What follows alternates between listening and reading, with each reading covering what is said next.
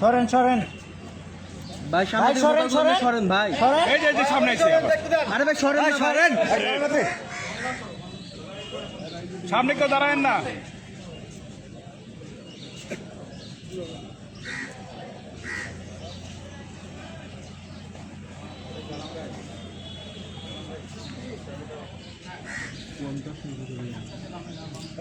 এদিকে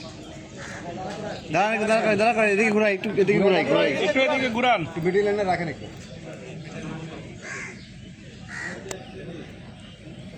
এই শরীফ মামা হাত নামা।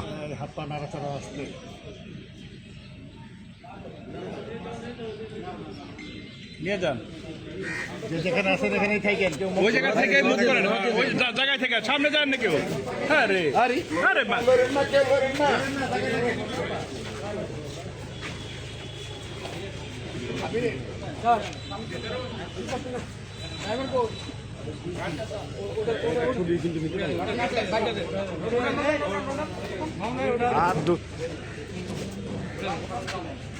আরে সামনে দাও কেরে ভাই, তোমরা তোমাদের সমস্যাটা কি? এক জায়গা থেকে করবো সেটা না। এই মুভ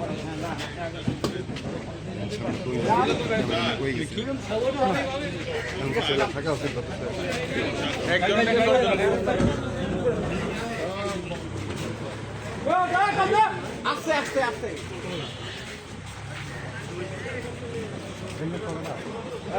সরেন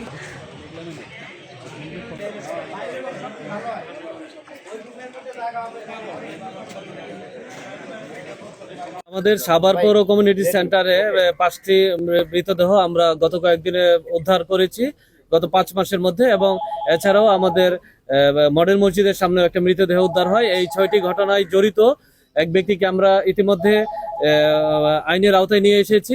উনি ইতিমধ্যে আমাদের কাছে প্রাথমিকভাবে স্বীকার করেছে যে এই 6টি হত্যার সাথেই সে জড়িত রয়েছে। এই ঘটনা যদি আমরা বিস্তারিত যাই, গত 29/8/2024 খ্রিস্টাব্দ তারিখে 25 খ্রিস্টাব্দ তারিখে আমাদের পৌর কমিউনিটি সেন্টারে আমরা প্রথম একটি লাশ শনাক্ত করি, এবং লাশটি ছিল পুরা লাশ আমরা যখন পাই তখন তার মৃতদেহ প্রায় পুরা অবস্থায় ছিল। আপনারা সবাই সে বিষয়টি আপনারা জানেন। তার পরবর্তীতে আমরা 11/10/2025 তারিখে একই জায়গায় আমরা আরেকটি মৃতদেহ উদ্ধার করি। এই মৃতদেহটি একজন নারীর ছিল, এই নারীর বয়সও আনুমানিক 30 বছরের মতো ছিল। একইভাবে আমরা 19/12/2025 খ্রিস্টাব্দ তারিখে আমরা আরো একটি মৃতদেহ উদ্ধার করি। মৃতদেহটি একটি পুরুষের মৃতদেহ ছিল, যার বয়স আনুমানিক 30 থেকে 35 বছর ছিল। ওই মৃতদেহটিও পুরা অবস্থায় আমরা পাই, এবং গতকালকে আমরা সর্বশেষ 2টি মৃতদেহ উদ্ধার করি। একটি মৃতদেহের বয়স আনুমানিক 13 থেকে 15 বছর মতো হবে, এবং আরেকটি মৃতদেহ পুরুষের বছর হবে। এই আমরা পুরো অবস্থায় পাই। এছাড়াও গত 4/7/2025 খ্রিস্টাব্দ তারিখে আমরা মডেল মসজিদের সামনে একজন বৃদ্ধার মৃতদেহ পাই। আমরা প্রাথমিকভাবে ধারণা করেছিলাম হয়তো বৃদ্ধ বয়সে 65 বছর বয়সী বৃদ্ধ ছিল, উনি হয়তো বার্ধক্যজনিত কারণে মৃত্যুবরণ করেছেন। আমরা এভাবে একটি অপমৃত্যু মামলা রুজু করি, কিন্তু পরবর্তীতে দেখা যায় যে আমাদের যখন পোস্টমর্টম রিপোর্ট আসে দেখা যায় তাকে শ্বাসরোধ করে হত্যা করা হয়েছে। এই ঘটনার আলোকেই আমরা পরবর্তীতে একটা মামলা সাভার মডেল থানায় মামলা রুজু হয়। এই পুরা 6টি ঘটনায় আমাদের সাভার মডেল থানায় 6টি মামলা রুজু করা হয়েছে, এবং আমরা মামলা প্রতিটি ঘটনার পরই আমরা মূলত তদন্ত করতে থাকি। কিন্তু সবচেয়ে দুঃখজনক যে আমাদের যে বৃদ্ধ মহিলা ছাড়া আসমা বেগম, যার বয়স 65 বছর, উনি ছাড়া আর কারোই আমরা এখন পর্যন্ত পরিচয় শনাক্ত করতে পারিনি। এবং পরিচয় শনাক্তের জন্য আমাদের যে ধরনের কার্যক্রম গ্রহণ করার কথা আমরা সকল ধরনের কার্যক্রম গ্রহণ করেছি, কিন্তু কেউ এভাবে আমরা এখনো সাড়া পাইনি।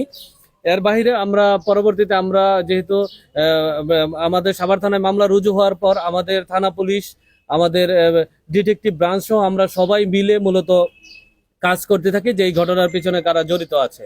এবং আমাদের পুলিশ সুপার স্যারের নির্দেশনায় আমাদের অফিসার ইনচার্জ সহ তার যে টিম আছে, এই টিমের নেতৃত্বে আমরা নিয়মিতই আমাদের যে এখানে কমিউনিটি সেন্টার এটার উপর নজরদারি বৃদ্ধি করি। আপনারা জানবেন যে ইতিমধ্যে আমরা পৌর কমিউনিটি সেন্টার আমাদের পৌরসভার সহায়তায় আমরা পরিচ্ছন্ন করেছি, লাইটিং এর ব্যবস্থা করেছি, এবং কিছু সিসিটিভি ফুটেজ, সিসিটিভি ক্যামেরা আমরা ইতিমধ্যে স্থাপন করেছি। আমরা শুধু এই নিয়ে ক্ষান্ত হয়নি, আমরা যে ঘটনার আগের দিনও আমাদের যে ওই ইন্সপেক্টর অপারেশনের নেতৃত্বে একটা টিম যারা এখানে অবস্থান করে তাদের জিজ্ঞাসাবাদ করছে এবং তাদের কোনো সন্দেহজনক কোনো কিছু তাদের চোখে পড়ে কিনা এই বিষয়গুলো তাদেরকে আমরা জিজ্ঞাসাবাদ করি এবং এই জিজ্ঞাসাবাদ করার পরেও তারা বলেছে যে না, এই ধরনের কোনো কিছু তাদের চোখে লক্ষ্য করেনি। কিন্তু দুর্ভাগ্যজনক, আমরা যাদের জিজ্ঞাসাবাদ করেছিলাম তাদের মধ্য থেকেই আমরা 18 তারিখ দুপুরবেলা, আপনারা জানেন যে দুপুরবেলা আমরা 2 জনের মৃতদেহ আমরা এখানে পাই। এই মৃতদেহগুলা পাওয়ার পর আমরা যেহেতু সিসিটিভি ফুটেজ আছে, আমরা সিসিটিভি ফুটেজগুলো বিশ্লেষণ করি এবং আমরা সিসিটিভি ফুটেজে বিশ্লেষণ করে একজনের অবয়ব আমরা লক্ষ্য করি, যাকে আমাদের সন্দেহের তালিকায় নিয়ে আসি এবং তার নাম সে মশিউর রহমান খান ওরফে সম্রাট বলে তাকে নিজেকে পরিচয় দেয়। আমরা তাকে আমাদের হেফাজতে নিয়ে আসি। হেফাজতে আনার পর আমাদের যে টিম রয়েছে অফিসার ইনচার্জের নেতৃত্বে এবং এখানে সবার সার্কেল অফিসার হচ্ছে, সার্কেল অফিসার ইনচার্জ, ইন্সপেক্টর তদন্ত অপারেশন সহ আমাদের সকলেই আমরা ইন্টেন্সিভলি তাকে জিজ্ঞাসাবাদ করি। জিজ্ঞাসাবাদের এক পর্যায়ে এসে আমাদের কাছে প্রাথমিকভাবে স্বীকার করে যে না, এই 6টি ঘটনার সাথেই সম্রাট মশিউর রহমান খান ওরফে সম্রাট নিজে এটার সাথে জড়িত আছে বলে আমাদের কাছে প্রাথমিকভাবে সে স্বীকার করে। আমরা তাকে ইতিমধ্যে বিজ্ঞ আদালতে আমরা প্রেরণ করেছি। আমরা প্রায় 10 দিনের রিমান্ড চেয়েছি।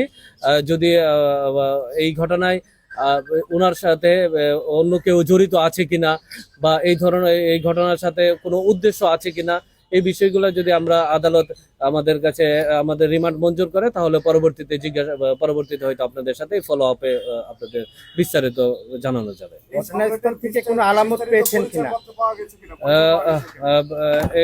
পরিচয়পত্র বলতে উনি আমাদের যে নাম বলেছে এবং ঠিকানা বলেছে ব্যাংক কলোনি, আমরা নাম এবং ঠিকানা অনুযায়ী আমরা গিয়েছি।